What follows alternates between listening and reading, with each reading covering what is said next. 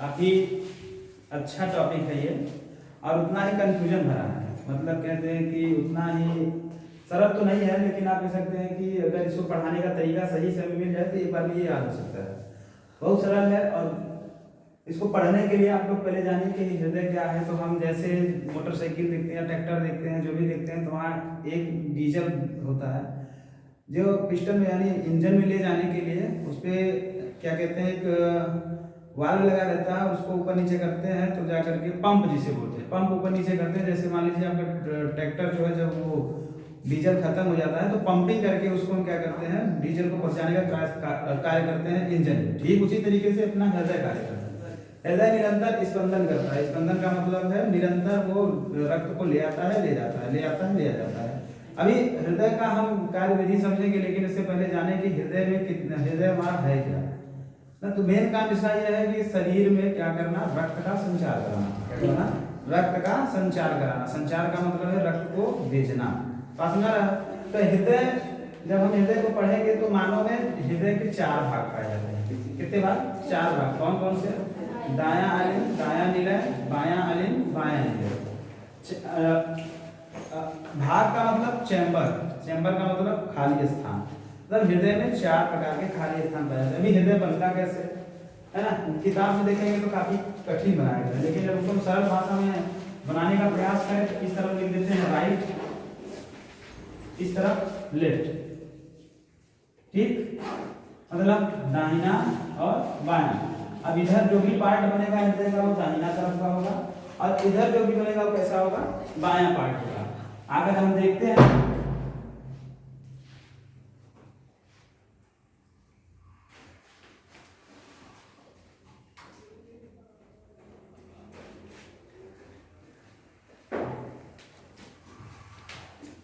आप लोग भी बनाने का प्रयास करिए मेरे साथ साथ, तब बन जाएगा। अगर नहीं बनाने का प्रयास करेंगे तो फिर ये गड़बड़ हो सकता है। तो साथ साथ बनाने का प्रयास करिए।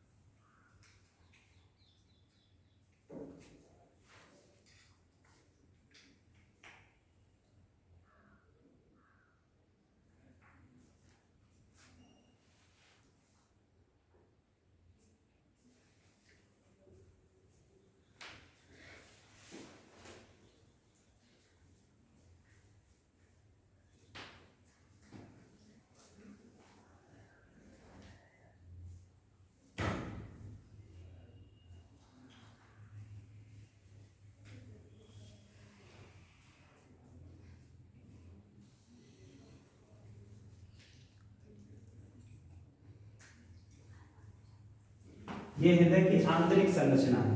कैसी संरचना है? आंतरिक, मतलब अंदर अपना हृदय कैसे है। ठीक इस तरीके की संरचना हम हृदय की आंतरिक संरचना के नाम से जानते हैं। ठीक है, बनाइए इसको।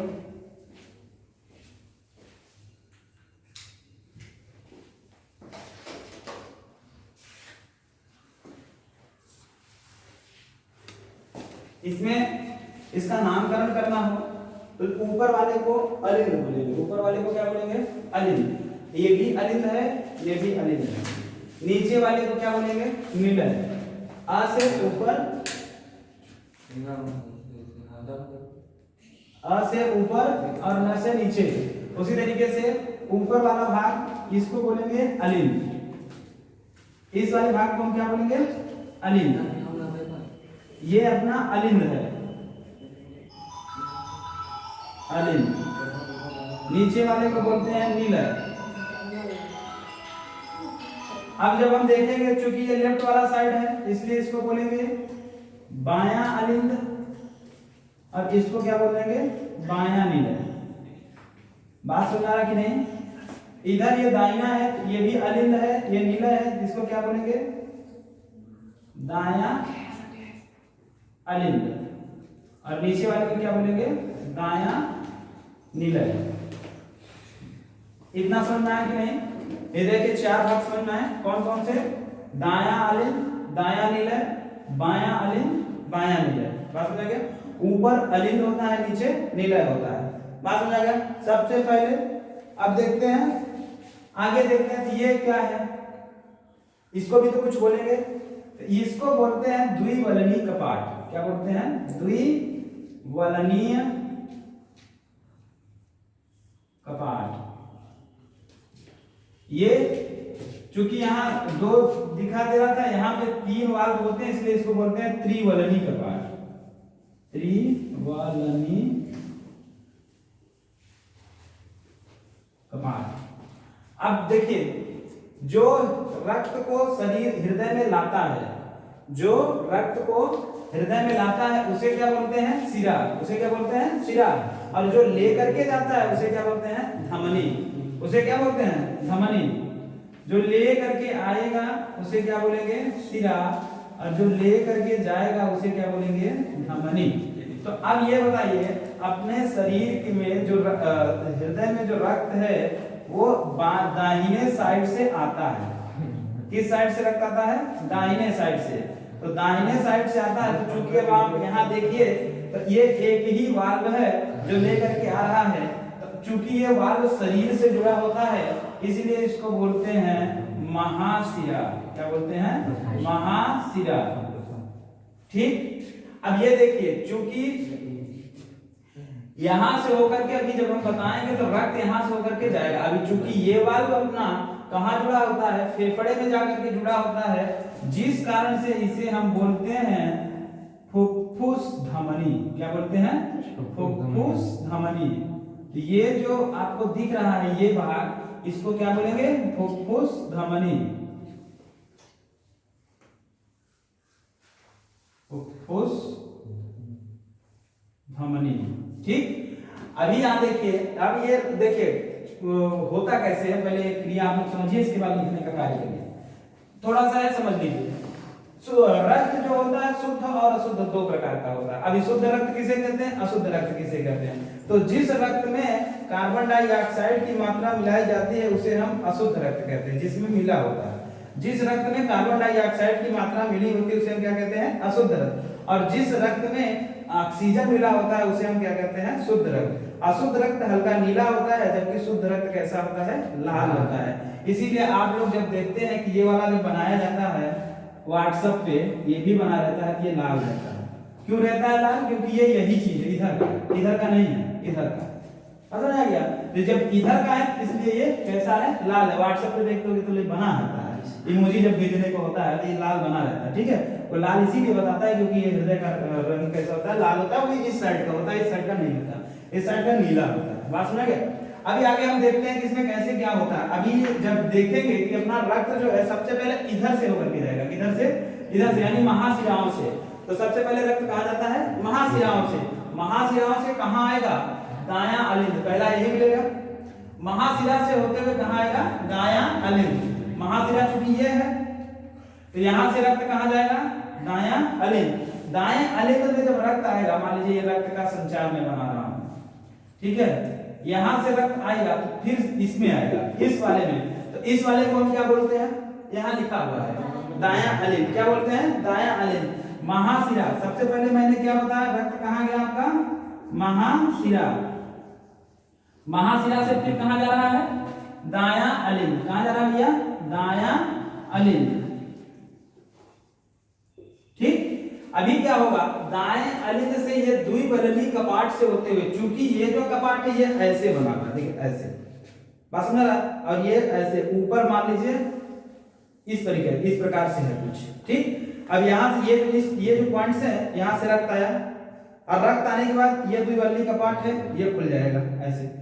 प्रेशर बढ़ेगा, ये चूंकि ऐसे है इस तरीके से, ये ऐसे खुलेगा, खुल जाएगा तो यहाँ अपना इसमें आ जाएगा रक्त।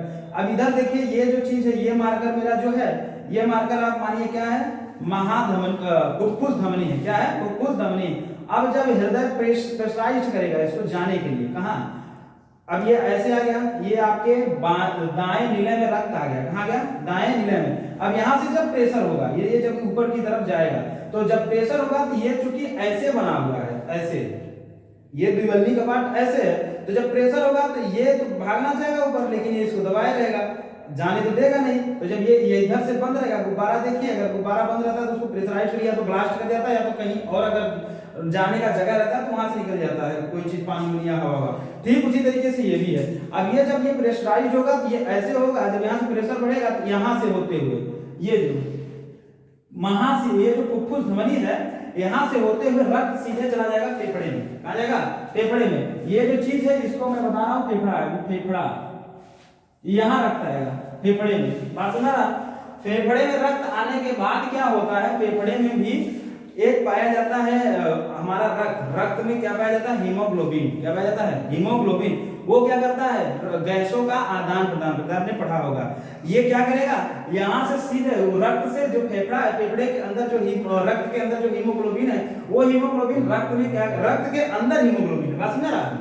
रक्त के, ये मान लीजिए रक्त है, रक्त के अंदर Hb है, ये Hb क्या करेगा? हीमोग्लोबिन यहाँ फेफड़े से क्या ले लेगा? ऑक्सीजन। क्या ले लेगा? ऑक्सीजन। और जैसे ही ऑक्सीजन लिया, अभी तक ये क्या, इसके पास क्या था? कार्बन डाइऑक्साइड गैस था, CO2 था। जैसे ही ये ऑक्सीजन लिया, ये शुद्ध रक्त हो गया। कैसा रक्त हो गया? शुद्ध रक्त हो गया। अगर CO2 यानी कार्बन डाइऑक्साइड इसके पास है तो ये अशुद्ध रक्त है, लेकिन ऐसा इसी हीमोग्लोबिन के पास O2 यानी ऑक्सीजन है तो कैसा रक्त हो जाएगा? शुद्ध रक्त। अब यहाँ ये रक्त का शुद्धिकरण होगा। अब इसके आगे आएगा रक्त। अब ये देखिए, चूंकि रक्त फिर यहां से क्या हो रहा है? अंदर आ रहा है। यहां से रक्त अंदर आया, द्विबलनी कपाट से होते हुए, फुफ्फुस धमनी से होते हुए कहां पहुंच गया? फेफड़े में। फेफड़े में रक्त का क्या हो गया? शुद्धिकरण हो गया, यानी शुद्ध हो गया। मतलब उसमें क्या मिल गया? O2। क्या मिल गया भैया? O2। O2 का मतलब ऑक्सीजन। अब जैसे ही इसमें ऑक्सीजन मिला, ये आगे आएगा। अब इसका भी तो कुछ नाम होगा, गुमनाम अंधेरा तो होगा नहीं, है ना? इसका भी कुछ नाम होगा। इसका क्या नाम है? फुफ्फुस सिरा। क्या नाम है? फुफ्फुस सिरा। क्योंकि यह सिरा फेफड़े से जुड़ा हुआ है और रक्त लेकर के आता है। जो रक्त लेके आएगा उसको सिरा बोलेंगे, जो रक्त लेकर के जाएगा उसको हम क्या बोलेंगे? धमनी। क्या बोलेंगे? धमनी। ये क्या है? ये रक्त, देखिए हृदय में रक्त लेकर के आ रहा है, इसलिए इसका नाम क्या है भैया? फुफ्फुस सिरा। क्या नाम है? फुफ्फुस सिरा। क्योंकि ये किससे जुड़ा हुआ है? फेफड़े से, इसलिए इसका नाम क्या हो गया? फुफ्फुस सिरा। अब यहाँ से देखिए शुद्ध रक्त, शुद्ध रक्त प्राय लाल होता है। अब यहाँ से शुद्ध रक्त आगे बढ़ेगा, ठीक है? आगे आएगा तो कहाँ जाएगा? बाएं अलिंद में आएगा, आएगा ना बाएं अलिंद में। फिर त्रिबलनी कपाट में आएगा। त्रिबलनी कपाट से बाएं नीले से होते हुए रक्त किसमें जाएगा? ये वाला। अब ये रक्त लेकर के जा रहा है तो ये क्या हो जाएगा? चूंकि ये धमनी जुड़ी रहती है पूरे शरीर के बॉडी में, इसलिए इसे हम बोलते हैं महाधमनी। क्या बोलते हैं? महाधमनी। तो इसका नाम क्या हो गया? महाधमनी। महासंधि न समझना, महाधमनी नाम है। क्या नाम है इसका? महाधमनी। अभी देखिए, महाधमनी से होते हुए अपना रक्त किधर जाता है? महाधमनी से धमनी, धमनी से छोटी धमनी, वहां से कोशिका, कोशिका से केशिकाओं से होते हुए अपना रक्त फिर से वापस महाशिरा में होकर चला जाता है। तो यहाँ केशिकाएं होती हैं।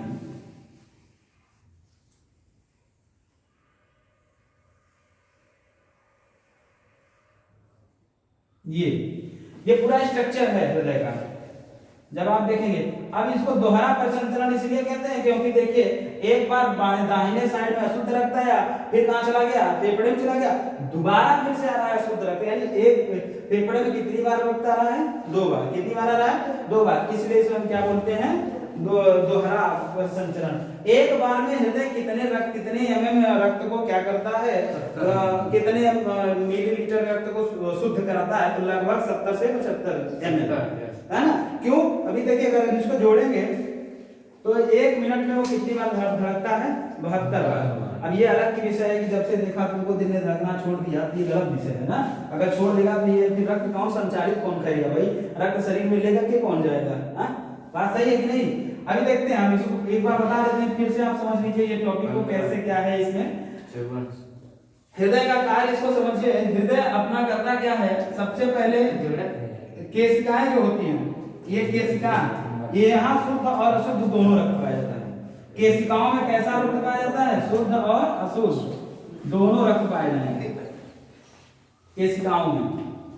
देखिए समझ लीजिए एक बार फिर से, आप हमने आपको समझाया, सबसे केशिका से हम समझाते हैं। केशिका में शुद्ध और अशुद्ध दोनों रक्त होता है। यहाँ से रक्त, अशुद्ध वाला रक्त इस तरफ से शिरा से फिर महाशिरा से होते हुए सबसे पहले कहाँ जाएगा?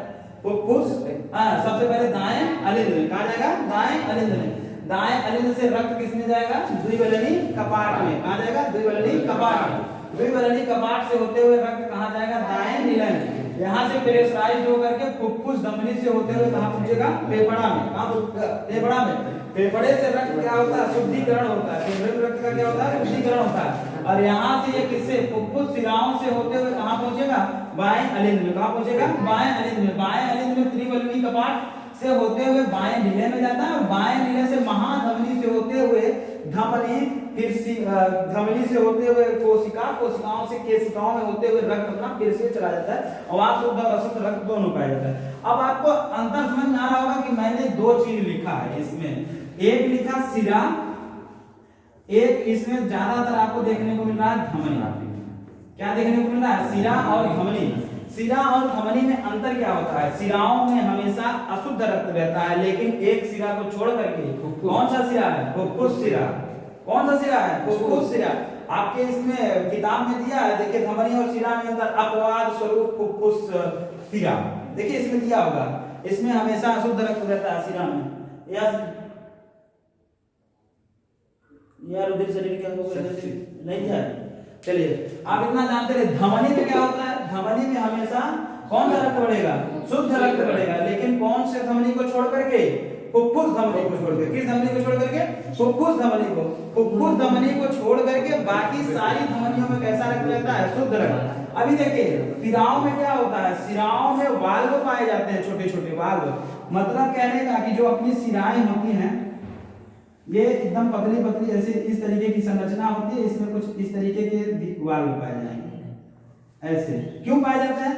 ताकि अगर इधर से जब जो है रक्त जाए, इधर से रक्त जाए तो वापस ना आने पाए, इसलिए क्या होता है? इनमें वाल्व जगह जगह पे पाए जाते हैं। लेकिन धमनियों में वाल्व नहीं पाया जाता।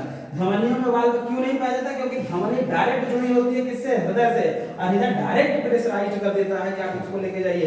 तो आप जो ये अपना देख रहे हैं, ये हल्का नीला, ये शिरा है। ये क्या है? शिरा है। ये जो आपको दिखाई दे रहा है बाहर में, ये शिरा है। और धमनी का है, तो जब आप इसको अंदर दबा करके खुद देखेंगे तो यहाँ आपको धमनी भी देखने को मिलेगा। इसको जब दबाएंगे यहाँ पकड़ करके, इसको दबाइए तो अपने आप देखेंगे कि अंदर खूब अंदर धमनी होगा। अब वो पिक्चरों में अलग विषय है कि जो हीरोइन होती है यहाँ काटती है, वो ये काटती है क्या? ये अपनी शिरा काटती है। अगर कोई अपना धमनी काट दिया तो बच नहीं सकता। क्यों? क्योंकि धमनी में क्या नहीं पाया जाता? वाल्व नहीं पाया जाता। इतना प्रेशर तरीके से रक्त निकलेगा कि फिर उसका मरना तो तय है, बच नहीं सकता। लेकिन जो क्या कहते हैं शिरा होता है, अगर वो कट भी जाता है तो भी बच सकता है उसमें इंसान, लेकिन धमनी में बचने के चांस बहुत कम होते हैं। बात समझ गया? तो जो शिरा होता है वो त्वचा के ऊपरी सतह में पाया जाता है, जबकि धमनी क्या होती है? वो अंदर पाई जाती है। कहाँ पाई जाती है? अंदर पाई जाती है। बात समझ गया? ये शिरा और धमनी में अंतर समझ में आ गया। रक्त आपको ये हृदय की संरचना समझ में आई कि नहीं है? इसको आप अपने से लिख सकते हो कि नहीं लिख सकते हो? लिख सकते हो ना। पहले रक्त इधर से एंट्री मारेगा, बाहर जाकर के फेफड़ा में जाएगा, फिर लेफ्ट से एंट्री मारेगा और ये अपना सब कुछ हो जाएगा। बात समझ गया? जिनको नहीं बनाने आया हो वो बना ले एक बार देख करके।